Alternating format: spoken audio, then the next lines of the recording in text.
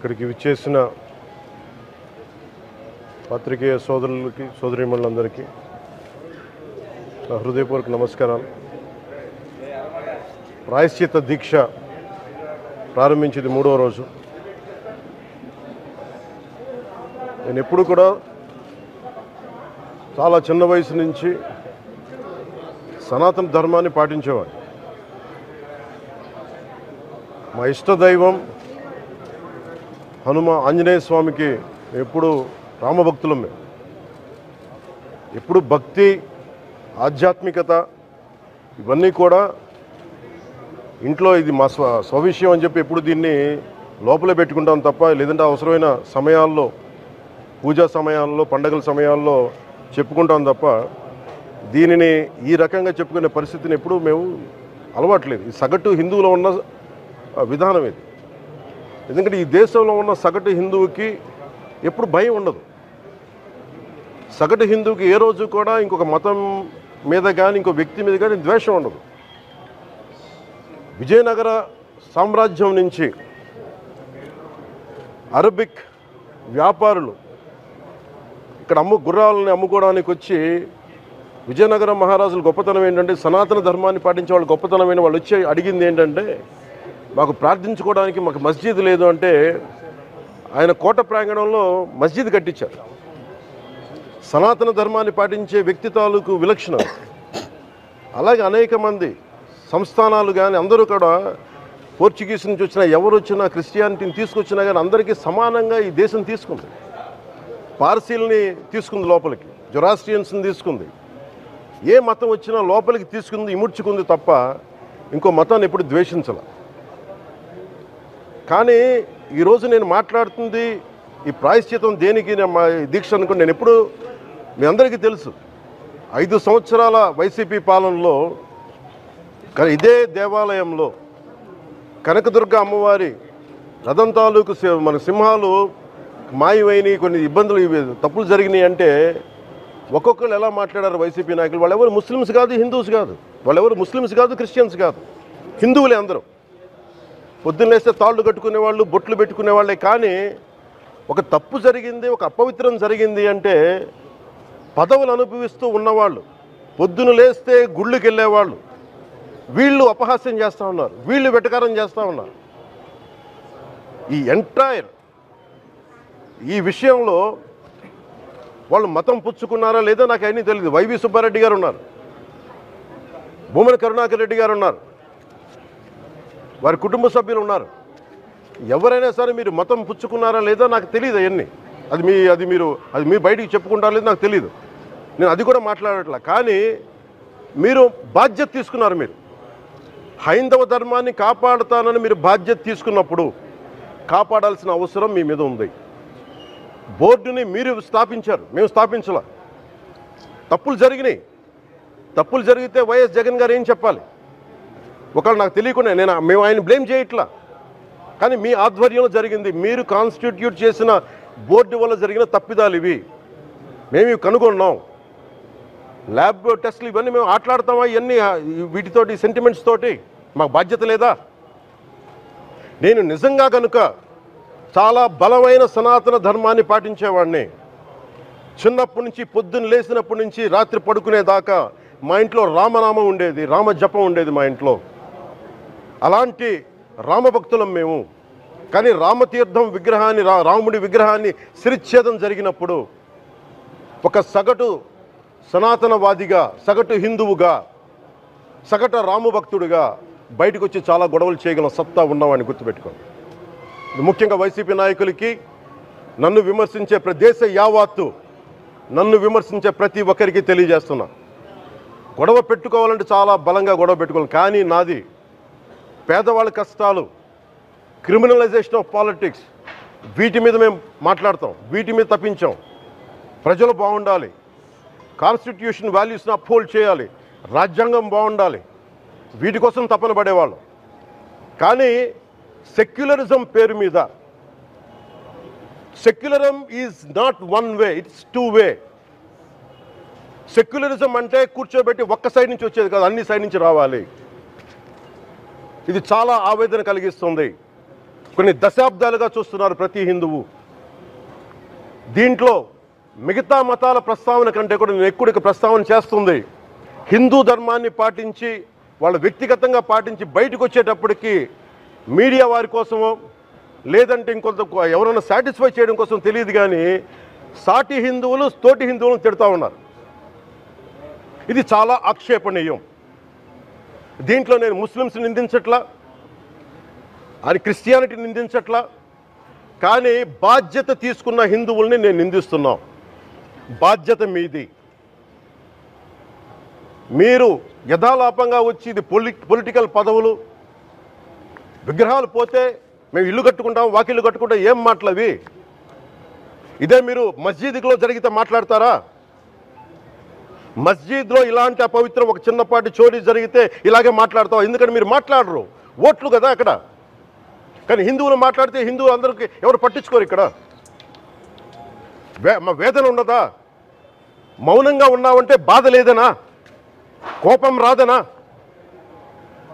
ఈ రోజుకి కూర్చొని చూడండి ఏం మాట్లాడుతున్నారో వాళ్ళు. ఆయన వాళ్ళ లాయర్ అంట, ఆయన ఎవరు ఏజీపీ అంట, పొన్నవోలు సుధాకర్ రెడ్డి గారు తిరుమల లడ్డుపై ఢిల్లీలో చేసిన కామెంట్ నా దృష్టికి తీసుకొచ్చారు. ఇలాంటి సెన్సిటివ్ సమయాల్లో ఎయిదర్ మౌనం మంచిది, మౌనం దాటి పొగరుగా మాట్లాడటం, నన్ను పచ్చి బూతులు తిట్టినా, నన్ను వక్రీకరించినా, నన్ను రోడ్డు మీదకి లాగిన నేను ఎప్పుడు మౌనంగానే ఉన్నా. కానీ వైసీపీని నాయకులు విమర్శించే నాయకులు ప్రత్యేకంగా చెప్తున్నాం, సనాతన ధర్మాన్ని జోలికి రాకండి. తప్పు జరిగితే తప్పు జరిగిందని ఒప్పుకోండి, లేదా మాకు సంబంధం లేదని చెప్పండి. అంతేగాని మళ్ళీ అడ్డగోలుగా మాట్లాడితే ఎవ్వరం క్షమించం. ఇక్కడ మీరు కూడా హిందువులే. పొన్నవోలు సుధాకర్ రెడ్డి గారు మీరు హిందువులే. నోటికొచ్చినట్టు మాట్లాడకండి. తమాషాలుగా ఉందా మీకు? సరదాలుగా ఉన్నాయా? మొన్నటికి మొన్న ప్రకాష్ రాజ్ గారు మాట్లాడారు నా మీద. అరే నేను మాట్లాడుతుంది ఒక హిందువులు అపవిత్రం గురించి మాట్లాడుతున్నాను. ఇందులో ప్రకాష్ రాజ్ గారికి సంబంధం ఏంటి? ఇందులో నేను ఇంకొక మతాన్ని నిందించానా? ఇస్లాంని నిందించానా? క్రిస్టియానిటీని నిందించానా? ఈ అపవిత్రం జరిగింది, ఇలా జరగకూడదు, ఫుడ్ అడల్ట్రేషన్ జరిగిందని మాట్లాడుతుంటే దీన్ని గోల చేయకూడదంటే అంటే తప్పు జరిగినప్పుడు మాట్లాడకూడదా? ఒక అపవిత్రం జరిగితే మాట్లాడకూడదా? దేవతా విగ్రహాలను శిరచ్ఛేదం చేస్తే మాట్లాడకూడదా? ఏం పిచ్చి పట్టింది ఒక్కొక్కళ్ళకి? ఎవరి కోసం మాట్లాడుతున్నారు మీరు? ప్రకాష్ రాజ్ కూడా చెప్తా ఉన్నాను, నాకు మీరంటే గౌరవం, I have extreme respect for you. కానీ when it comes to secularism, Prakash Raj garu, it is a two-way, not one-way. I have extreme respect for you. You know that. Mere secularism is always two-way, it is not one-way. హిందువుల మీద దాడి జరిగినప్పుడల్లా వచ్చి మాట్లాడటం తప్ప, అన్య మతాల మీద జరిగితే నేను కూర్చొని ఇంతమంది కౌలు రైతులకు ఇచ్చాను, ఎంతమంది ముస్లిం ఇస్లాం రైతాంగానికి ఇచ్చాను నేను. ఇదే ఎన్ని మద్రాసాలకి డబ్బులు ఇచ్చాను నేను, 25 లక్షలు 30 లక్షలు ఇచ్చాను, నేను ఇచ్చినవాడిని. నేను నాకు అన్యమతం ఇస్లాం మీద గౌరవం ఉన్నవాడిని, క్రిస్టియానిటీ మీద గౌరవం ఉన్నవాడిని. చిన్నప్పటి నుంచి కూర్చొని మిషనరీ స్కూల్లో చదువుకున్నవాడిని. నా టీచర్ చెప్పిన సూక్తి, తను తగ్గించుకున్నవాడు హెచ్చింపబడినని చెప్పి బైబుల్ సూక్తిని ప్రతిసారి కోట్ చేస్తూనే ఉంటాను. ఇది నా గౌరవం, ఇది నేను చూపించే గౌరవం. మీరు మాట్లాడితే కూర్చొని నేను పాటించే ధర్మానికి అపవిత్రం జరిగినప్పుడు మాట్లాడకూడదు, మౌనంగా ఉండాలి. సెక్యులరిజంకి విఘాతం అంటే ఏంటి? సెక్యులరిజంకి విఘాతం నా ఇంటి మీద దాడి జరిగినప్పుడు నేను మాట్లాడకూడదా? నా ఇల్లు 10 మందికి ఆశ్రయం ఇస్తుంది. నా సనాతన ధర్మం అన్ని ధర్మాలకి ఆశ్రయం అయితే దానికి దాడి జరిగినప్పుడు, దాని మీద అపవిత్రం జరిగినప్పుడు దానికి కూడా మాట్లాడకూడదంటే ఏం మాట్లాడాలి మీతోటి? Prakash Raj garu, you have to learn your lessons. I respect you. It's not just Prakash Raj garu, all the people who thinks in the name of secularism, you're going haywire. Let me tell you guys, we are extremely hurt. Don't make a mockery out of our sentiments. We are deeply, deeply hurt. It's not fun for you. Fun for you. Maybe it might be fun for you. It is not fun for us. It's a deep anguish, deep pain. Don't you ever forget. before you come and think 100 times and say, talk about Sanatana Dharma. Enough of this. చాలు. ఇష్టానికి మాట్లాడుతూ ఉన్నారు సనాతన ధర్మం మీద. అయ్యప్ప స్వామి మీద మాట్లాడతారు, సరస్వతి దేవి మీద మాట్లాడతారు, అల్లా మీద మీరు మాట్లాడగలరా? మహమ్మద్ ప్రవక్త మీద మీరు మాట్లాడగలరా? జీసస్ మీద మీరు మాట్లాడగలరా? అందరూ కూర్చొని సనాతన ధర్మం మీద, వినాయకుడి మీద జోకులు వేస్తారు, దుర్గాదేవి మీద జోక్స్ వేస్తారు, సరస్వతి దేవి మీద జోక్స్ వేస్తారు. మా మనోభావాలు గాయపడవా? మాకు బాధ ఉండదా? అందుకే నేను ప్రతిపాదించింది ఏంటంటే ప్రతి దానికి రావలేకపోతున్నాం. సనాతన ధర్మ రక్షణ board is order of the day. ప్రతిసారి కూర్చోబెట్టి మేము డిఫెండ్ చేసుకోలేం. ఇది ప్రతి సగటు హిందువు తాలూకు ధర్మం. ఇదే ఇస్లాం మీద దాడి జరిగితే ఎంతమంది బయటకు వస్తారు, ఎంతమంది నిరసన తెలియజేస్తారు? రోడ్ల మీదకి రమ్మని చెప్పట్లా. కనీసం మీకు కోపం కూడా రాకపోతే మేము ఏం చేస్తాం? గుడికి వెళ్ళే ప్రతి హిందువు బాధ్యత కాదా ఇది? నా ఒక్కరి బాధ్యతైనా, మా బాధ్యతైనా మీది కాదా? ధర్మాన్ని మీరు పరిరక్షించడానికి మీ బాధ్యత కాదా? ఈయన పొన్నవోలు సుధాకర్ రెడ్డి గారు మాట్లాడేది, పంది కొవ్వు చాలా ఖరీదైంది, ఆ కొవ్వు లడ్డు నెయ్యితో ఎలా కలుపుతారు?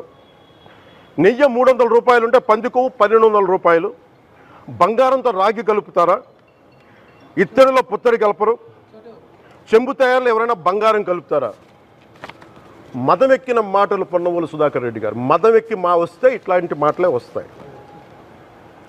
మీరు నా మీద కోర్టులో కేసులు వేసుకుంటారో ఏమి చేసుకుంటారో చెప్తా. మీరు ఏజీపీలు కదా, మీ దగ్గర వేల కోట్ల డబ్బులు ఉన్నాయి కదా, వేసుకోండి కోర్టులో, చెప్పండి. సనాతన ధర్మానికి నోటికొచ్చినట్టు మాట్లాడితే మిమ్మల్ని అందరినీ రోడ్ల మీదకి లాగుతాం, గుర్తుపెట్టుకోండి. తప్పు జరిగింది, ప్రాయశ్చిత్తం చేసుకోండి, లేదంటే మౌనంగా మాట్లాడకుండా ఉండండి అంతే. మా మనోభావాలు ఇంకా రెచ్చగొట్టేలా మాట్లాడొద్దు. భూమన కరుణాకర్ రెడ్డి గారు మాట్లాడతాను నేను వెళ్ళి హై డ్రామా. రాజకీయ మనసు ఉన్న వాళ్ళు అత్యంత దారుణంగా ప్రవర్తిస్తున్నారండి. లడ్డు కలుషితమైంది అంటున్నారు. కల్తీ నెయ్యితో తప్పు చేసి ఉంటే సర్వనాశనం అయిపోతాం, రక్తం కక్కుని చచ్చిపోతాం. మీ నాశనం మొదలైంది. రెండోది అది భగవంతుడికి వదిలేస్తున్నాను. వైవి సుబ్బారెడ్డి గారు విచారణకి రావాలంటే రికార్డులు ఆయనకి ఇవ్వాలంట. మీరు ప్రభుత్వంలో రికార్డులు మాకు ఇచ్చారా? మాకు ఏం మాట్లాడుతున్నారు మీరు? మీరు కూడా విచారణకి సిద్ధంగా అండి. అసలు ఈవో ధర్మారెడ్డి గారు, ఆ మనిషి గాయబ్. ఈరోజు దాకా లేడు ఆయన. ఈరోజు దాకా మళ్ళీ కనిపించలా. ధర్మారెడ్డి గారు, నేను మిమ్మల్ని చూశాను ఆ రోజున. నేను దర్శనానికి వచ్చినప్పుడు మీరు అందరూ ఎలా ప్రవర్తించారో నాకు తెలుసు, నేను చూశా. తిరుమలని ఇష్టారాజ్యంగా చేశారు, అది వ్యాపార కేంద్రంగా చేశారు, ఆధ్యాత్మిక కేంద్రం నుంచి పర్యాటక కేంద్రంగా చేశారు అది. ఇదే మీరు మక్కాకి వెళ్తే ఇలాగే ప్రవర్తిస్తారా? మీరు ఒకసారి మక్కాను చూసి నేర్చుకోండి. ఇస్లాంని పాటించే ప్రతి ముస్లిం ఎంత పవిత్రంగా పాటిస్తాడో చూడండి. అక్కడ అథారిటీస్ని అడగండి. ఒక చిన్నపాటి మస్జిద్కి వెళ్తే ఎంత పవిత్రంగా చూసుకుంటారో చూడండి. ధర్మారెడ్డి గారు, మీరు హిందువులా? మీ ఇష్టానికి మీరు చేసేసుకుంటారా? మీ బిడ్డ చనిపోయాడు, చనిపోయిన కనీసం 11 రోజులు లోపలికి రాకూడదండి, ఈ లోపల వచ్చేస్తారా మీరు? మేము మర్చిపోయామనుకుంటున్నారా? ఆగమశాస్త్రం చెప్పింది మీకు ఇదేనా? అంటే గవర్నమెంట్ ఉద్యోగులు అయితే ప్రభుత్వం మీ నియమిస్తే మీ ఇష్టానికి చేసేసుకుంటారా? మాకు బాధలు ఉండవనుకుంటున్నారా? ఇదే మీరు ఒక ఇస్లాంకి చేస్తే అపచారం జరిగితే మీరు ఏం చేస్తారు? బయట రోడ్ల మీదకి వచ్చి మీరు కూర్చోబెట్టి దాన్ని పొలిటికలైజ్ చేస్తారు. మీరు పొలిటికలైజ్ చేస్తారు. నేను నిజంగా చెప్తున్నా, జగన్మోహన్ గారికి కూడా చెప్తున్నా, మీరే కనుక, నేనే కనుక సనాతన ధర్మం మీద పోరాటం చేయాలని నన్ను ఆపేవాళ్ళు ఎవరు లేరు ఈ దేశంలో, గుర్తుపెట్టుకోండి. నేను కనుక సనాతన ధర్మం కోసం నేను పోరాటం చేస్తే చచ్చిపోవడానికి సిద్ధం నేను. కానీ నేను అక్కడి దాకా తీసుకెళ్ళిన విషయాలు, దానికి నిదర్శనమే రామతీర్థాస్ రాముల వారి విగ్రహం శిరిచ్ఛేదం జరిగినప్పుడు ఒక్క మాట మాట్లాడకుండా చెప్పి కూర్చున్నాను. ఆ తెలివితేట లేక మీ ప్రభుత్వాన్ని కిందకి తీసుకొచ్చి అధాపాతాలను తొక్కిన మేము మాకు శక్తి లేదనుకుంటున్నావా? ఉండవనుకుంటున్నావా? కానీ మేము సమాజాన్ని కలిపి ఉంచాలని వ్యక్తులం తప్ప విడగొట్టాలని వ్యక్తులం కాదు మేము, గుర్తుపెట్టుకోండి. అలాగే ఈరోజు నుంచి ప్రజలందరికీ కూడా చెప్తున్నా, ఎవరు అన్ని మతాలని మేము గౌరవించేది ఈ నేల. ఒక జనసేన పార్టీ అని కాదు, తెలుగుదేశం పార్టీ అని కాదు, మీరు ఏ పార్టీలకు సంబంధించిన వైసీపీలో ఉన్న హిందువులందరూ ఏం చేస్తున్నారు? మీరందరూ పోటీ పడ్డారు కదా తిరుమలకి వెళ్ళడానికి. మీరు మర్చిపోయారు, అది ఇందులో ఈ పాపం మీకు కూడా వస్తుంది, ఈ పాపం మీకు కూడా తగులుద్ది. మీ మౌనం కూడా మొత్తం జాగ్రత్త, తరాలు నాశనం అయిపోతాయి. మీ మౌనం మంచిది కాదు. ఇది ఒక వెంకటేశ్వరుడికి జరిగింది కాదు, భగవంతుడికి, నిరాకారుడు, ఆయనకి ఇవేం పట్టవు. మనం నమ్ముకొని ఆయనకి వెళ్తున్నాం, అది మనకి బాధ్యత. ఇది ఇంకా ప్రతి ఒక్కరు దీన్ని గుర్తుపెట్టుకోండి. చేతులెత్తి వేడుకుంటున్నాను, చేతులెత్తి వేడుకుంటున్నాను. సగటు హిందూ మీరు సినిమా టికెట్లకు వెళ్ళిపోతారు. అభిమానులందరూ మీరెవరు హిందువులు లేరా? సినిమా టికెట్ల కోసం చించుకుంటారు. సినిమాని మీరు కూర్చోడానికి మీరు మొత్తం మాట్లాడతారు. అందరిని అడుగుతున్నా, అందరు మొత్తం భారతదేశపు యావత్తు ఉన్న సినిమా అభిమానులను అడుగుతున్నా, మీరందరూ హిందువులే కదా, అత్యధికులు హిందువులే కదా, మీకు బాధ్యత లేదా? మీకు మీ సినిమా హీరోలు, నేను కూడా హీరోనే, నన్ను మించి దేశాన్ని చూడమని, సనాతన ధర్మాన్ని చూడమంటున్నా. మీ కన్వీనియంట్గా కూర్చోబెట్టి హీరోలను ఎత్తడం కాదు, నన్ను ఎత్తడం కాదు. ధర్మం విఘాతం కలిగినప్పుడు ధర్మానికి మీరు మాట్లాడటం మీ బాధ్యత. నా తరం మేము కష్టపడుతున్నాం, ముందుకు వచ్చాం. ఎవరి కోసం పడుతున్నాం ఈ కష్టాలు? మాకు సరదా కాదు. ప్రతి ఒక్కరి ఇష్టానికి వచ్చి మాట్లాడుతూ ఉంటే బాధ కలుగుద్ది. అయ్యప్ప స్వామి దీక్ష చేసే వాళ్ళ మీద ఎంత ఇష్టారాజ్యంగా మాట్లాడతారు. ఇదే మీరు ఎవరన్నా సరే ఇస్లాం మీద మీరు గొంతు ఎత్తగలరా? ఎందుకంటే రోడ్ల మీదకి వచ్చి కొడతారని మీకు భయం, అందుకు మీరు మాట్లాడరు. హిందువులు అంటే మెత్తని మనుషులు కదా, తోటి హిందువు కదా, మీరు ఏదైనా మాట్లాడచ్చు. మీకు నమ్మకాలు లేకపోతే మీరు ఇంట్లో కూర్చోండమ్మా. మీకు నమ్మకాలు లేకపోతే ఇంట్లో నుంచి బయటికి రాకండి, మమ్మల్ని ఏం అనకండి. మేము ఎలా పూజా విధానం ఎలా చేస్తాం, అలాగే ముఖ్యంగా ఫిల్మ్ ఇండస్ట్రీ కూడా నేను తెలియజేస్తా ఉన్నా.